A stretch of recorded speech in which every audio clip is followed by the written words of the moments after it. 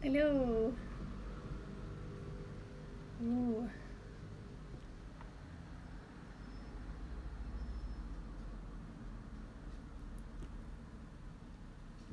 Away from here.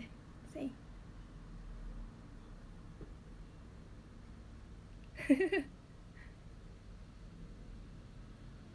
Super shiny. You get to see a view of my desk, I think, if I angle it right. Nice. Okay. So, hello and welcome to Town at Eastbourne's live making workshop. My name is Rachel and this is one of a series of 4 artist-led activities taking place over August and September as part of Town at Eastbourne's #makeshift-studio, #the Postal Exchange project, which is going to be delivered in collaboration between myself and fellow artist Amy Leung. So Amy and I will deliver a series of fortnightly live workshops inspired by our Postal Exchange. So we'll take it in turns to send each other packages of everyday objects to trigger our explorations of materials and making processes. So hello everyone joining now, really welcome. So this is a new project called the Postal Exchange. So all the objects and materials are things that you'll hopefully find at home for this activity. So this week's Postal Exchange object that I got sent was a cutlery set. So you can see here, super shiny, lovely new spoon and fork. So I've been experimenting with these this week and trying out some different making activities, and I thought that what would be fun to explore today is kitchen drawer printmaking, which sounds a bit interesting, so all will be revealed with that. So there's just a few things to go over before we get completely started. So everyone is really welcome to take part and make along or just watch along today. Please do ask permission if you're going to borrow anything though. If you're a child, please do ask an adult to work with you, and I'll be sharing lots of making tips along the way, but make sure you follow those to keep all the activities safe for you to enjoy. When choosing extra materials, please don't use anything sharp, precious or breakable. And as you've already started, if you've got any nice comments to share, please do put those at the bottom, and it'd be great to hear how you're getting along as well. So that would be super.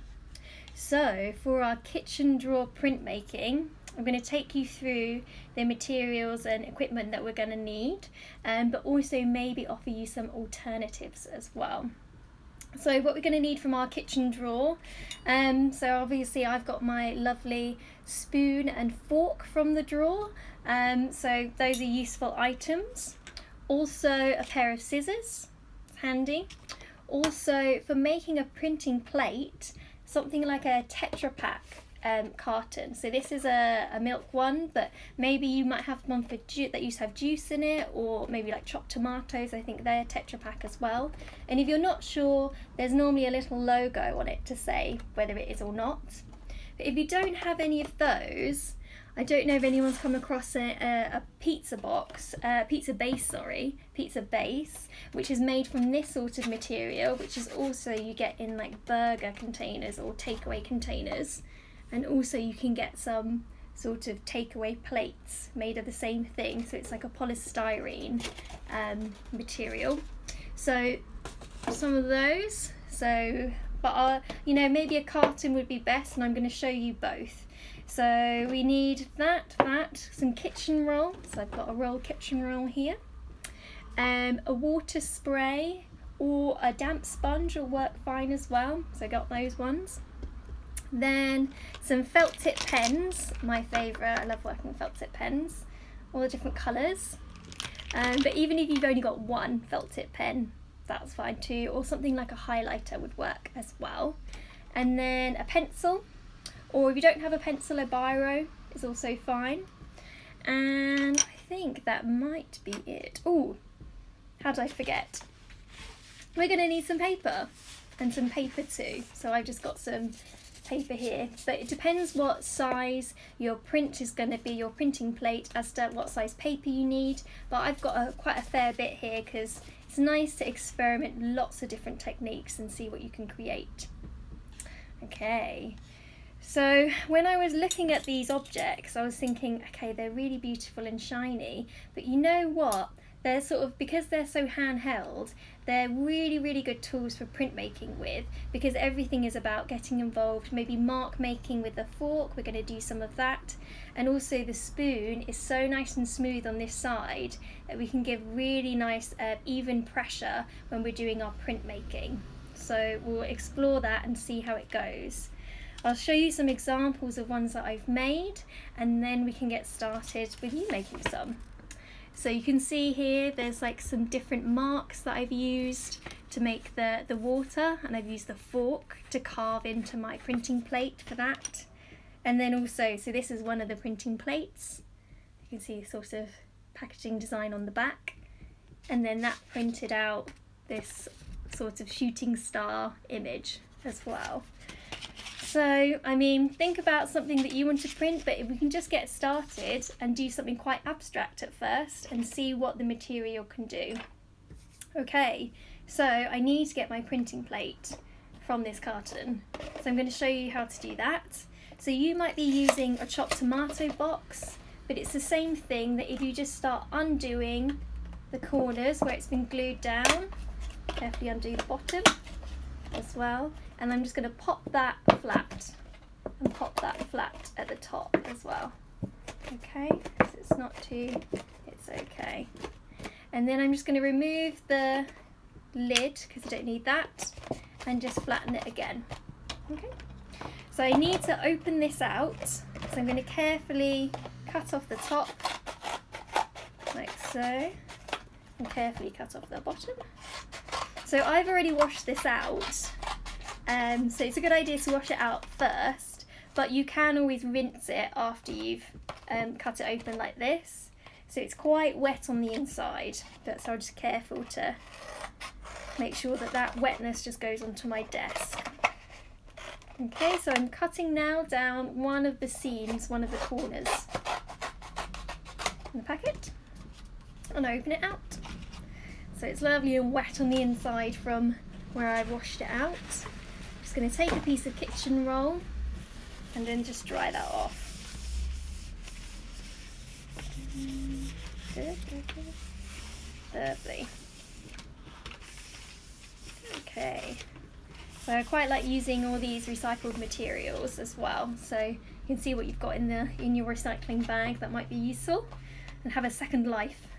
Okay, so now I've got my big plate to use. I could just use it like that, but I think it's quite nice to offer, you know, lots of different experiments on a smaller scale, so you can really test out different things. So I'm going to cut along again one of the seams, because the seam would probably affect the print if you're going to draw over it. So what might be better is to just cut a bit off like that and like that. Okay, so I'm going to put the rest to one side.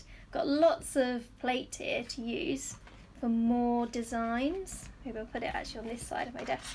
It's very full outside of this window that you get to see. So here we've got a nice smooth piece of the Tetra Pak, which we can use as our printing plate. So I can either use it this size or cut it smaller, but I think at this stage I'm going to leave it this size. And what I'd quite like to do is to experiment with different tools from the kitchen drawer to create different marks on here. So I'm going to grab my fork and maybe just I might do another boat scene, because I think that the fork, the lines in the fork, create lots and lots of, well, 4 lines, but if you run it over a few times, you can have lots and lots of lines that sort of looks like water. So I'm going to do that along the bottom. So I'm just carefully pushing down with my fingers and maybe even making some waves in the water.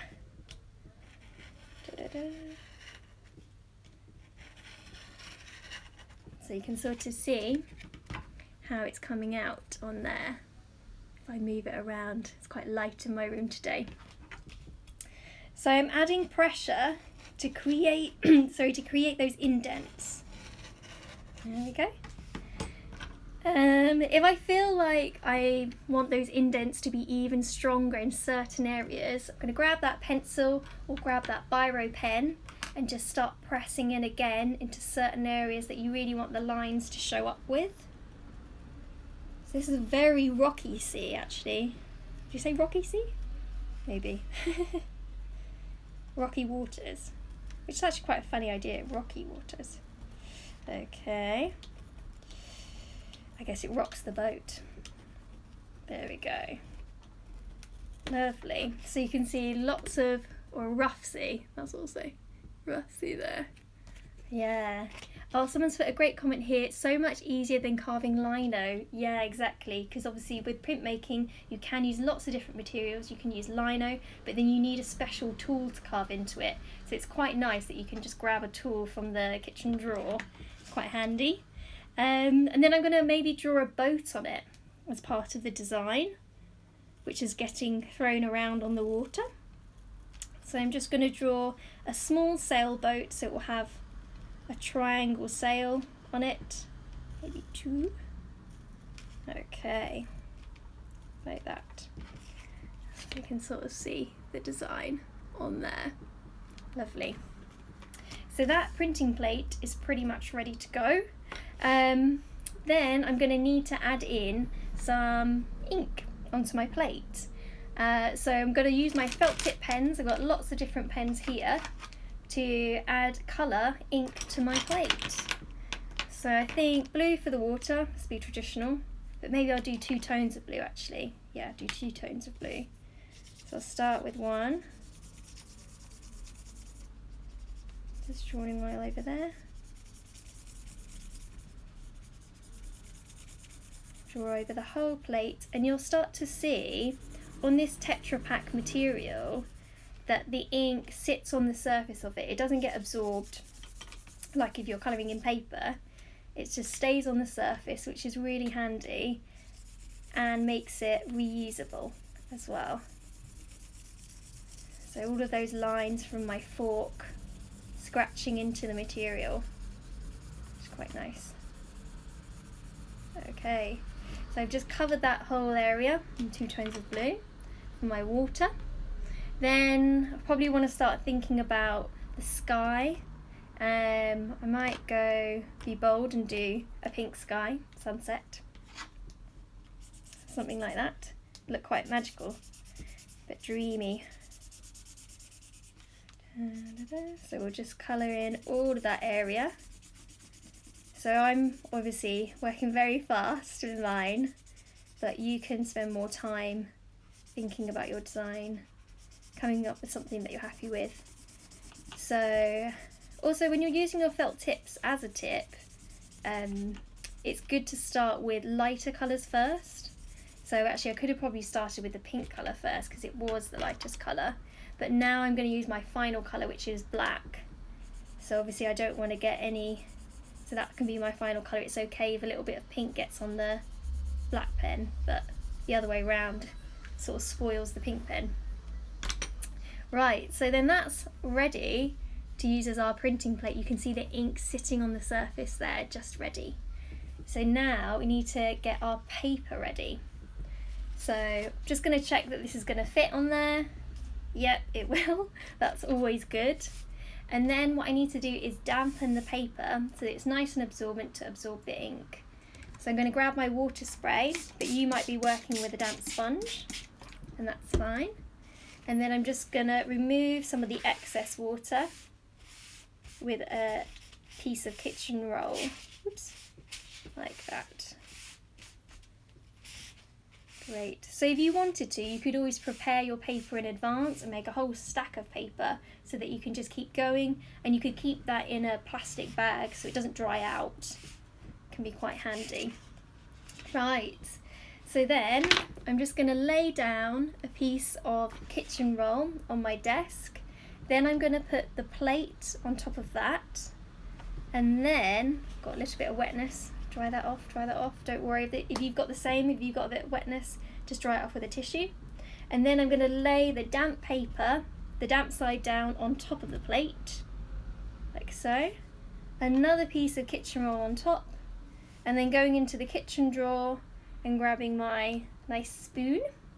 And then this is where sort of the magic happens, and you're applying the pressure to push the ink from the plate onto the paper. So I like to do sort of nice circular motion with my spoon, pushing down with my finger in this bit, and also holding down on top so things aren't moving and sliding around too much.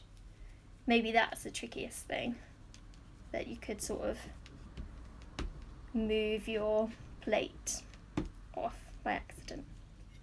Right, so then let's lift that up for the reveal. Ooh, so there we have it, a lovely boat swaying on some rocky water. So obviously you can see all the fork marks that I made with the onto the plate there. So quite pleased with that, it's quite nice. So this paper is still a little bit damp, so that needs to dry off. So I put that to one side to dry, and then actually it might curl at the edges because it is a bit damp. So if you want to put it under something heavy later on, that's quite a good idea. And then we can use the plate again. So I'm just going to clean that off. I'm going to add a little bit more water, and I'll just clean that off with some kitchen roll. So if I decided I didn't want the boat at sunset, I could change the time of day, make it look really different. Lovely. So there we go, so that's ready to go again. I'm going to now show you how to use the polystyrene plate. So if you didn't have a Tetra Pak carton, but you had something else, so if you've got something like a plate, or you've got something like a burger box, I mean you do see them, some around quite a lot actually, but these are things which are really easy to carve into. Ooh, a traffic jam outside. Is your street like this today? So I'm going to cut off one of the edges like this, carefully, like so, and then I'm going to carefully cut into so that I've got a nice plate to use as well. So remember, this is just my burger box bottom, but I could be using a plate, or there used to be pizza bases made from this material as well. So carefully cutting in there. It might be a really weird scratchy noise. This stuff always makes a strange noise. Okay. So there we go. Again, it's quite nice if this is something that would have just gone into the recycling. Actually, I'm not even sure it can be recycled, but you know, it's something that maybe only had one life and we can change it up and give it another. So I've got my nice other printing plate ready to go, and then I'm going to draw my design in it. So because this is softer than the Tetra Pak, what we can do is I'm going to use the fork again and just show you that you can make a different kind of mark with it. So if I push down, then it creates little holes here, like this. I could even drag it, so I've got lines, several lines, like that. So I might make a pattern actually. So I've started little holes at the top, and then lines, and then I could even use something like the cap on a pen just to push in. So now I've got some circles, bigger circles. So you can really experiment with whatever you want, or quite simply, again, I could just use my pencil to do some drawing with. So I'm going to go around those circles a little bit again, just to make sure they come out. But also I could do other shapes, so I could do zigzags, oops, like that, or I could do maybe some sort of spiral. Ooh, it's a very wiggly spiral. So have an experiment and see what... I think I disappeared for a moment there, did I? It all went dark on this end, but I think we're still here. Great. Okay. Well, I'll keep going, but if anyone can't hear me or has any more problems, do pop a message in there and we'll see whether we can... Yeah, we're back on. That's good. Oh, you know, that's the problem with going live. But it's not a big deal. We're back on. That's good. Right, so I've got my plate from my burger box that I'm using. So yeah, super, you can see and hear me again. That's what I want to know.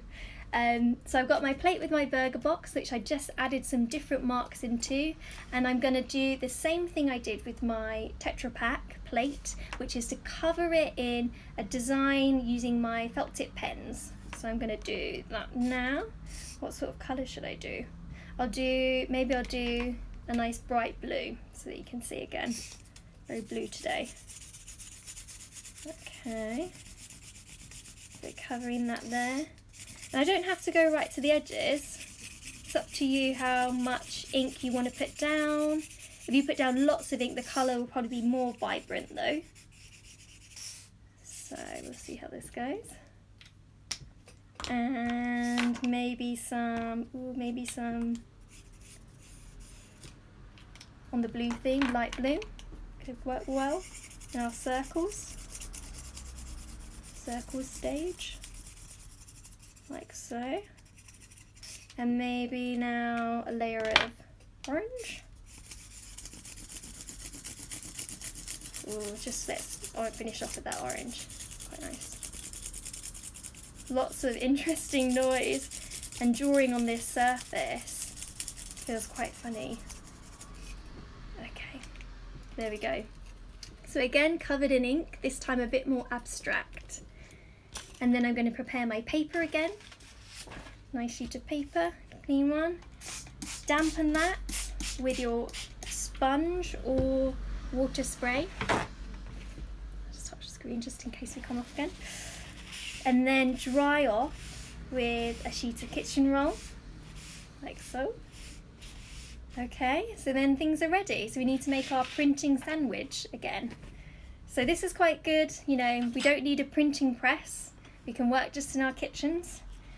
So I've got my kitchen roll, then the plate, then the damp paper face down on there, and then another piece of kitchen roll just to keep things steady. So that's to offer us a little bit of friction, so that when I use my spoon, I'm going to rub all over that again. Things aren't moving too much.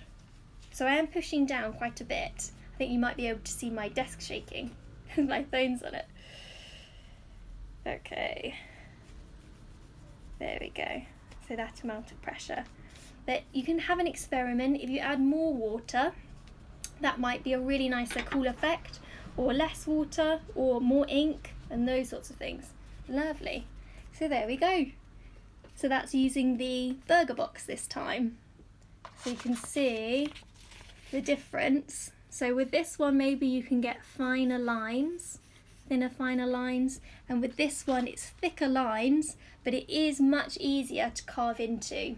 So, you know, have a go, have an experiment, and see what works for you. So yeah, I think that's basically the technique, and I hope you've enjoyed it. Sorry about that middle part where I think I disappeared, but you know, I think things happen like that, don't they? So if you'd like to share any of your outcomes, that would be brilliant. So please just tag us at hashtag makeshift studio, hashtag the Postal Exchange, at hello_towner. Look out for the next postal object reveal, which will come out next Monday, which I'll be sending to Amy to inspire some of her experiments. And a reminder that the next workshop with Amy is in 2 weeks today, so that's the 20th of August at 2 p.m. If you've missed anything on this video or want to watch it back, you can do so, but there's also a downloadable making guide that you can find following the link in this bio, in the at hello_towner bio as well. So thank you so much for joining, and yeah, I hope you enjoy it. So see you soon. Bye.